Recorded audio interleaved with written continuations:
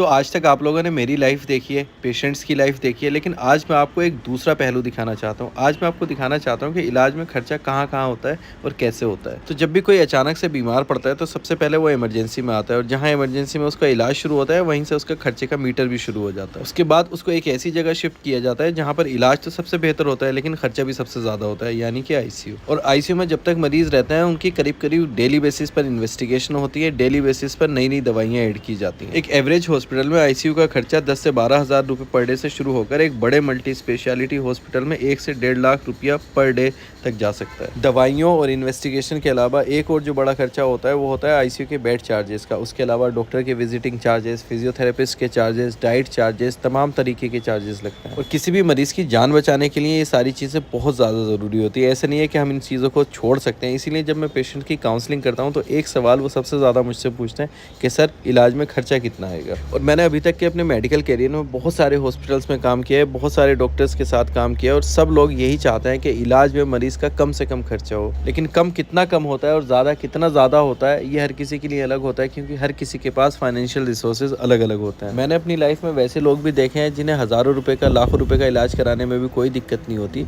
और मैंने अपनी लाइफ में वैसे भी लोग देखे हैं जिन्हें 1,000 रुपये की दवा लेने में भी दिक्कत हो जाती है। और कभी कभी इस दुविधा के बीच में इलाज कराना तो मुश्किल होता ही है, लेकिन इलाज करना और भी ज़्यादा मुश्किल होता है। आप चाहते हो कि आप बेस्ट से बेस्ट ट्रीटमेंट दो, लेकिन आपके हाथ बंध जाते हैं, क्योंकि आप जानते हो क्यों। तो चलो अब मेल सर्जरी वार्ड चलते हैं और वहाँ पर देखते हैं कि कल जो पेशेंट हम लोगों ने ऑपरेट किए थे उनकी कंडीशन आज कैसी है। तो ये वो पेशेंट है जिनकी स्पाइनल कॉर्ड में ट्यूमर था, ऐसा ट्यूमर जो नसों को पूरी तरीके से जकड़ा हुआ था। तो उस ट्यूमर को निकालने में मुझे काफ़ी दिक्कत हुई और मुझे ये डर लग रहा था कि कहीं ऐसा ना हो कि ऑपरेशन के बाद इनके पैर चलना बंद हो जाए, लेकिन ऐसा कुछ नहीं हुआ और ये अच्छे से अपने पैर चला रहे हैं। दूसरे पेशेंट भी स्पाइन कॉर्ड के ट्यूमर के ही पेशेंट थे, इनको भी ऑपरेशन के बाद कोई दिक्कत नहीं हुई। इन दोनों का दर्द गायब हो चुका है और पैरों में पावर पहले से इंप्रूव हो चुकी है। वार्ड का राउंड तो फिनिश हो गया, अब मुझे ओटी जाना है, क्योंकि मुझे वहाँ पर एक ट्यूमर के पेशेंट को ऑपरेट करना है। और ओटी में 2 घंटे मशक्कत करने के बाद, इस इंसान को ट्यूमर से निजात दिलाने के बाद मैं ओपीडी की तरफ आता हूँ, क्योंकि वहाँ पर भी काफ़ी सारे पेशेंट मेरा वेट कर रहे हैं। तो ओटी फिनिश करके मैं ओपीडी आ गया हूँ। ओपीडी में अब मैं पेशेंट देखना शुरू करूँगा, लेकिन उससे पहले मैं आपको एक बहुत ही इंपॉर्टेंट चीज़ बताना चाहता हूँ। ये सारी चीज़ें जो मैंने आपको बताई, ये सारे खर्चे आप खत्म कर सकते हो सिर्फ एक काम करके,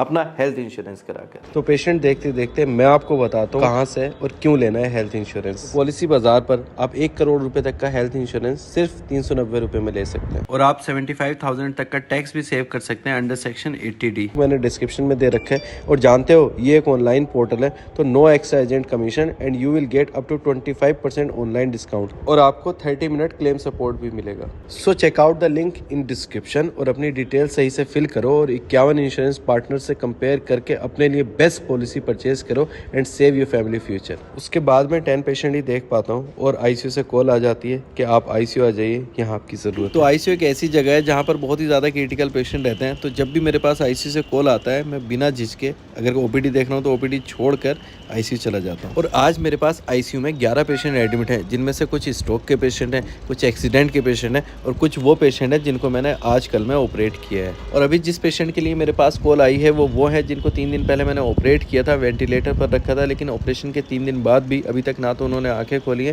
ना ही वो वेंटिलेटर से बाहर आए। तो जब भी ऐसी सिचुएशन आती है कि ऑपरेशन के बाद भी इंसान आंखें नहीं खोल रहा है, बेहोश है, वेंटिलेटर की लंबे टाइम तक उसको ज़रूरत है, तब हम एक प्रोसीजर करते हैं जिसको कहते हैं ट्रेकियोस्टमी। ट्रेकियोस्टमी में गले में एक छोटा सा ऑपरेशन करके एक ट्यूब डाल देते हैं, जिसके थ्रू हम वेंटिलेटर से सांस देते हैं। इससे फ़ायदा ये होता है कि इन्फेक्शन के चांस कम होते हैं और लंबे टाइम तक उस ट्यूब को रखा जा सकता है। तो जैसा कि मैंने आप लोगों को पहले भी बताया था कि ये सारी चीज़ें करना ज़रूरी होता है, बट इन सब चीज़ों के करने से मरीज़ का बिल भी बढ़ता जाता है। ट्रेकियोस्टमी करने में ज़्यादा टाइम नहीं लगता, अप्रॉक्सीमेटली 15 से 20 मिनट लगते हैं। इनकी ट्रेकियोस्टमी फिनिश करने के बाद मैं वापस से ओपीडी आ जाता हूँ। ओपीडी में फिर से पेशेंट देखना शुरू करता हूँ और एक एक करके पेशेंट देखता जाता हूँ। लास्ट में जब सिस्टर से नंबर पूछता हूँ तो आज का नंबर होता है 55। एंड यू नो, रोज़े में इतने सारे लोगों से बात करने के बाद एकदम से हलक सूख सा जाता है, लेकिन काम है आपका, आपको करना तो होगा ही ना। और आज मुझे थोड़ी खुशी है क्योंकि 4:30 बजे ही ओपीडी फिनिश हो गई और मैं घर की तरफ जा रहा हूँ। अब घर जाकर मुझे अपनी बेटी के साथ टाइम स्पेंड करने का मौका मिलेगा। लेकिन जब मैं घर आता हूँ तो देखता हूँ कि वो सो रही है। और अगर आपको बच्चे का थोड़ा भी एक्सपीरियंस है ना, तो आप इतना तो जानते ही होगे कि बच्चा अगर सो रहा है तो आप उसको उठा नहीं सकते। तो मैं बाहर ही बैठ जाता हूँ और वेट करने लगता हूँ उसके उठने का। उसके बाद 5:15 बजे असर की नमाज़ पढ़ने के बाद हम लोग अफ्तार की तैयारी शुरू कर देते हैं। और इस टाइम तक आते आते ना बॉडी का एनर्जी लेवल बिल्कुल डाउन हो जाता है। तो मैं जा रहा हूँ लोग को बंद करने के लिए।